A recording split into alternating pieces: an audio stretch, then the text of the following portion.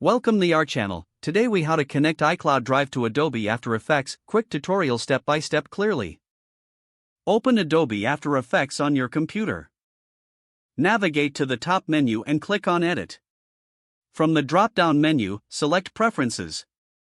In the Preferences window, click on Media and Disk Cache. Locate the Disk Cache section and click on Choose. In this browser, go to your iCloud Drive folder. Select the folder where you want to store your After Effects cache. Click Open to confirm your selection. Adjust any additional disk cache settings as necessary. Click OK to close the Preferences window. Now your iCloud Drive is connected to Adobe After Effects for disk caching. To confirm the setup, create or import a project.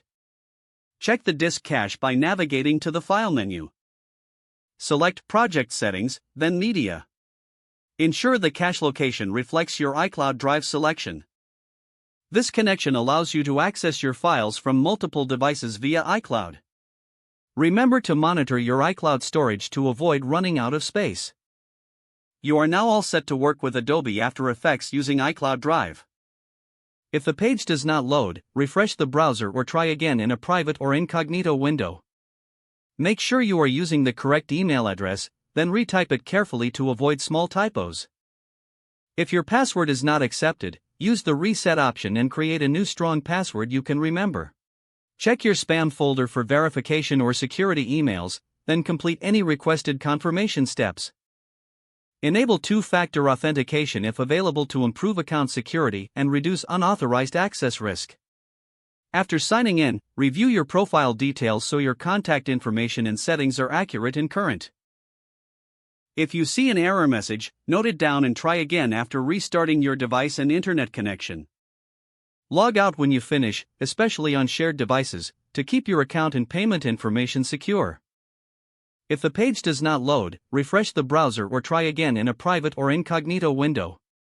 Make sure you are using the correct email address, then retype it carefully to avoid small typos.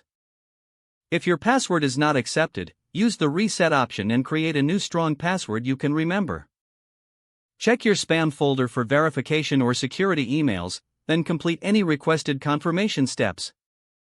Enable two-factor authentication if available to improve account security and reduce unauthorized access risk. After signing in, review your profile details so your contact information and settings are accurate and current.